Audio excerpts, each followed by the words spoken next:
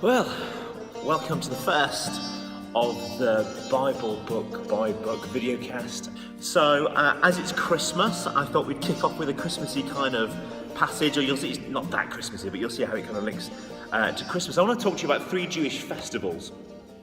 There's three Jewish festivals that we find in the Gospel of John at one particular point.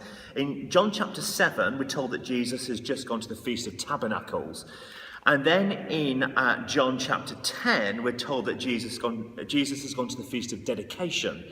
Actually, Feast of Tabernacles and the Feast of Dedication are feast number 1 and feast number 3 in kind of an order of feasts. And there's another feast in between, and that feast is called, well, we now know it as Hanukkah, the Feast of Hanukkah. So you have Feast of Tabernacles, you have Hanukkah, and the Feast of Dedication. Now, these first two are the ones that are really interesting to us.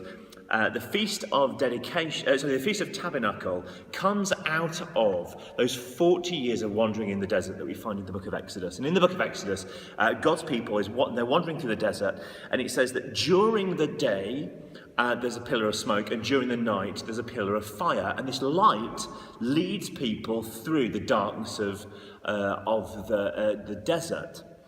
So they created a festival called Tabernacles, or the Feast of Booths.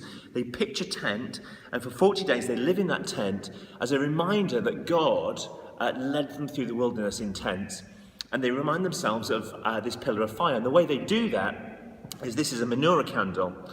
What they did was, in the temple in Jerusalem, as you went into the women's courts, there was 4 large candles in each corner of the temple.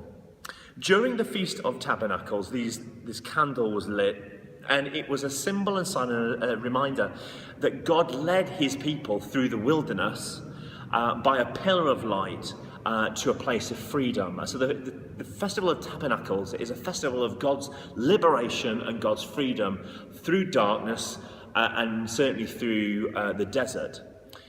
The second feast was the Feast of Hanukkah, and Hanukkah came out those 500 years of silence that we in the Bible between the Old Testament and the New Testament. There's 500 years, but a lot happened, and there's a group called the Maccabees.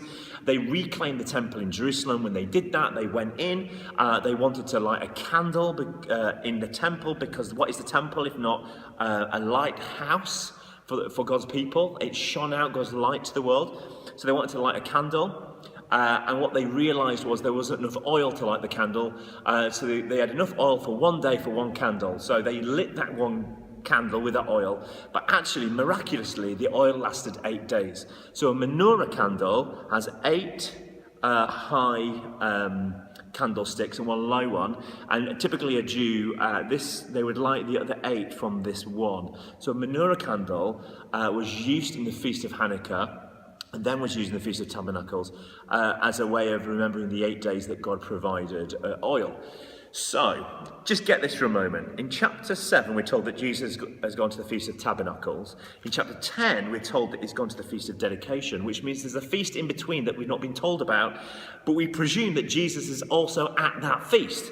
And we're told in chapter 7 that Jesus is gone to that feast, and now he's come away. And in chapter 8, verse 12, Jesus then stands up at the end of the Feast of Tabernacles, where the lights were lit in the temple. Remember, the lights reference God's leading through the darkness. During what we presume now is the Feast of Hanukkah, and it says this: when Jesus spoke again to the people, he said, "I am the light of the world. Whoever follows me will never walk in the darkness, but will have or see a great light." Suddenly this passage makes sense. Jesus is not just throwing up a little idea that, oh, well, I'm light in darkness, you can follow me, I'm like a torch in the darkness. He's saying something much, much bigger than that. Guys, remember the story where God led you through the wilderness, through that pillar of fire? That was me. I am that God that did that. I am that light of the world that did that. The God that you light the candle for during Hanukkah, I am that God. So Jesus at this moment is saying something much, much more than simply an indication of what God helps us with in life. God does more than just lead us through darkness. Jesus is here saying, I am that God. So I did the lighting in the past, and now he's saying, I am the God that lights your path today. So I am the God of light in the past, I'm the God that light in the present. And we have to connect this up then with something else.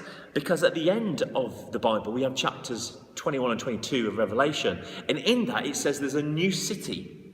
And he says, in that new city, there is no more sun because there is only God. And because there is only God, he is the light. And we're told that at the end of the Bible, there's a God who literally will light up the holy city of Jerusalem. He is the light that shines. And I love this little bit about the Feast of Tabernacles. When they had these 4 candles in the temple, they stood so high, they were 70 feet high, these candles. And they were so high and so bright that they lit the whole city of Jerusalem because they were so big. And Jesus comes along and says, I am the light of the world. I'm the one that is going to light up this city. And so kind of then we get Revelation 21 where Jesus is obviously now the light of the city, and that's going to really happen. So there you go, just a little insight into Jesus as I am the light of the world, said in the temple during these feasts where giant candles were lit. He says, I am the light. There you go. I hope you enjoyed that, and we'll see you next time on the Bible Book by Book video cast. Grace and peace.